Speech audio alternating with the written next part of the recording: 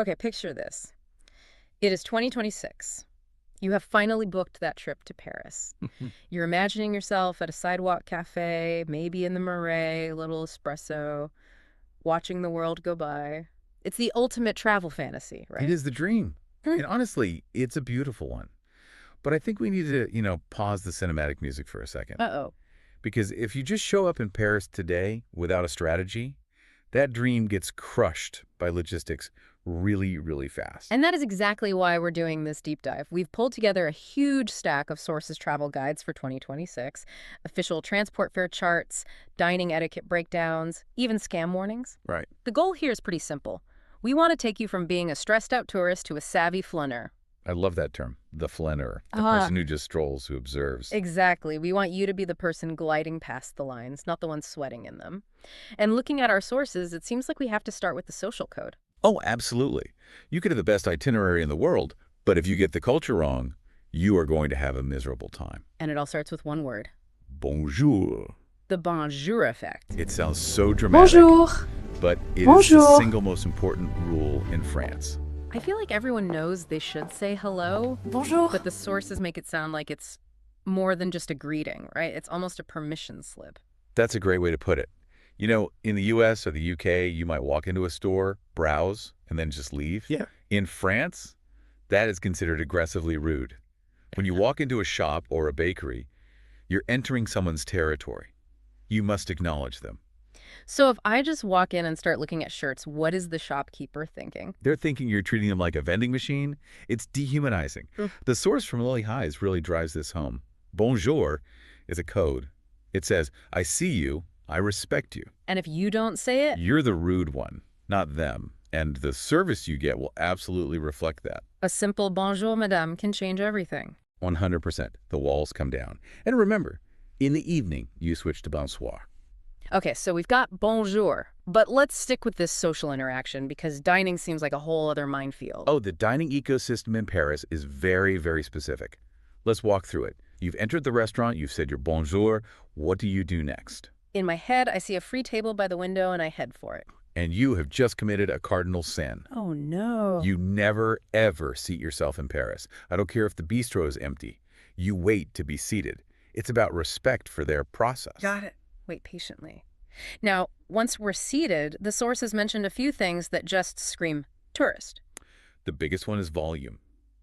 Americans especially tend to talk much louder than the French do in restaurants. The ambient noise is just lower. And getting the waiter's attention, please tell me people aren't snapping their fingers. It happens. Mhm. Or they yell garçon, which is like a cliche from a 1950s movie. Wow. Okay, so how do we do it properly? Eye contact is usually enough. If you really need to, a polite monsieur or madame as they pass by.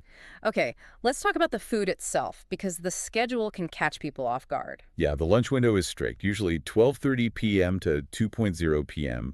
If you walk into a nice bistro at 2:15, hoping for a meal, The kitchen's closed. the kitchen is closed, and dinner is late. It starts around 7:30 p.m., but most locals are eating closer to 8:30. So what happens if I miss that lunch window? It's 4:00 p.m., I'm starving.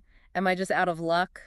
You might be, but there is a workaround. You need to look for signs that say, service continue. Service continues. Nonstop service. Brasseries often have this. Otherwise, at 4 p.m., you can get a drink, maybe some cheese, but the hot kitchen is shut down. Good to know. Now, once we're ordering, there's a hack in the notes about water. I always seem to end up with a €10 bottle I didn't want. That is the classic trap. You just ask for water, they'll bring you mineral water and charge you for it. So what's the magic phrase? A piqueрафfe d'eau. A carafe of water. Exactly. It's tap water, it's free, it's safe, and it's what all locals are drinking. Fantastic. And what about steak? I read something about cooking temperatures. This is a matter of chef's pride. In France, good meat is eaten saignant. That's medium rare. If you order a steak Bicot, well done, you are essentially insulting the chef. I'll have the steak, please. Well done. Well done, of course, mademoiselle. The customer wants the steak well done. Well done! This is an outrage. A steak must be cooked to perfection, medium rare at most. Will they actually refuse? In a high-end place, they'll just try to talk you out of it. It's better to just trust them on this one. Okay, meal's over. Food was amazing. Now the check. Tipping. Well, the rule is service compris. It is the law. The service charge is already included in the price on the menu. So I don't need to leave anything. You don't need to. The custom is to leave small change or round up. If dinner was 45 euros, you might leave 47 or 48. A 20% tip is just not done. That is a huge relief for the budget. Yeah. Okay, so we're fed, we're polite, now we need to actually move around the city. And the transport landscape has changed a lot for 2026. You're probably going to be using public transit. So let's start with arrival. The taxi from the airport. Follow the signs to the official taxi line.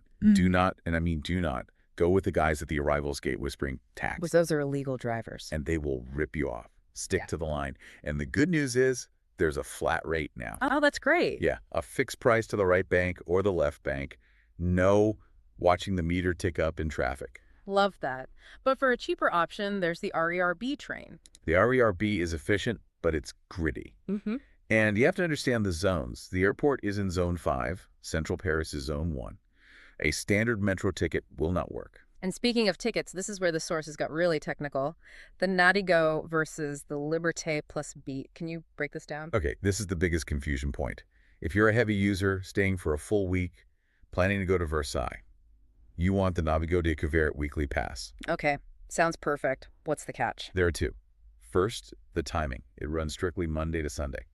If you arrive on a Friday and buy a weekly pass, it expires that Sunday. Ouch, that is a massive trap. And the second catch? The photo. This is where tourists get fined constantly. You must buy the card kit, and you must paste a tiny photo of yourself onto the card and write your name. Wait, really? A physical photo, like it's an arts and crafts project? Yes, and if you have the pass but no photo and you get checked, it's an invalid ticket and a big fine. That is incredibly bureaucratic. So what if I'm just there for a weekend? Then you want the Liberté Plus. This is the pay-as-you-go option. You load it up, and it caps the price of single trips. It's much cheaper than buying single paper tickets. So for a short trip, Liberté Plus is the winner. Hands down. It's cheaper, easier, no photo required. And this is crucial. Keep that ticket until you have completely exited the station. Because the inspectors are waiting. They're often waiting in the corridors near the exit. If you threw your ticket away because you're off the train, that's an instant fine. Okay, hold on to the ticket. Noted. Yeah. Now, sometimes the best way around is just walking, right? But the streets are a bit chaotic. It's the cycle lanes. They're the new danger zone. You have fast electric bikes and scooters going both ways on one-way streets. You have to look left, look right, look left again. So don't get run over while looking at architecture. Got it.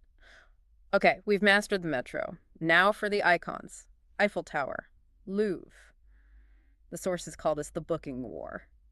It is a war. The days of just showing up are long gone. If you want to go up the Eiffel Tower, you are basically entering a lottery. Tickets go on sale 60 to 90 days out. And the summit tickets, the sunset slots, they disappear in minutes. It's an extreme sport. You have to be on the website the second they drop. But what if we miss out? You have two options. One is the stairs ticket. It goes to the second floor only. It's 674 steps. It's rarely sold out because, well, it's a lot of steps. That'll earn you an extra croissant. For sure. But here's the real insider tip. The best view of the Eiffel Tower isn't from the Eiffel Tower. That's a very good point. When you're on it, you can't see it. Exactly. The smarter play is to go to the Montparnasse Tower. You go to the bar on the 56th floor, you get a view of the entire city with the tower in the middle. That is genius. Skip the line, get a drink, see the tower. What about the Louvre? Same story. Yes.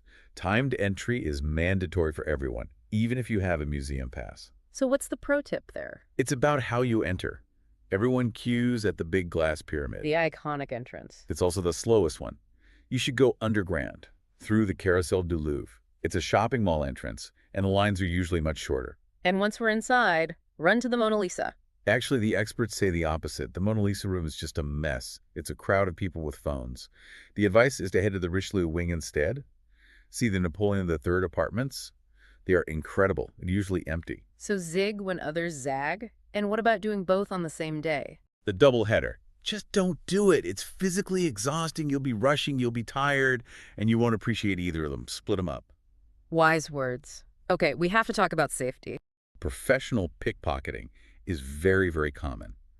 The sources highlight Metro Line 1 specifically. That's the one that hits all the tourist spots. Exactly. It's a hunting ground. And there are some very specific scams we should know. Let's run through them. First up, the gold ring. This happens near the Seine. Someone finds a gold ring in front of you, asks if you dropped it, then tries to give it to you and demands money. And the ring is? Brass. Worthless. Just ignore them, say nothing, keep walking. Then there's the friendship bracelet at Sacré-Cœur. This one sounds more aggressive. It is. Men will approach you on the steps and try to tie a string around your wrist. Once they start, you're trapped, and they demand payment. So what's the defense? Hands in pockets. Literally. And the last one, the petition. Right. Young people with clipboards asking you to sign a petition for a deaf or mute charity. Seems harmless. It's a distraction. While you're signing, your bag is exposed, or they're just asking for donation that goes straight into their pocket. So we've covered a lot. Navigo, photos, lunch hours, scams. But the goal isn't to be paranoid. It's to smooth out the friction so you can actually enjoy the city. That reminds me of a thought you shared when we were prepping. We spend so much time stressing about the checklist, right? Did we book the Eiffel Tower? Did we see the Mona Lisa? But is that what really matters? I think that's the question. If the Eiffel Tower is sold out, is your trip ruined? Because if you ask people what they remember from Paris 10 years later, it's rarely the view from the summit. What is it then? It's the unplanned moments. It's sitting in a green metal chair at the Luxembourg Gardens, just watching. It's walking along the Seine at twilight. It's ducking into a random bakery because it smells incredible. And those moments cost nothing. They cost absolutely nothing. They require no booking. And in the end, that is the true Parisian experience. I love that. Plan the logistics, but leave room for the magic. Exactly. Be a flunner. Thanks for diving in with us. Au revoir. Au revoir and safe travels.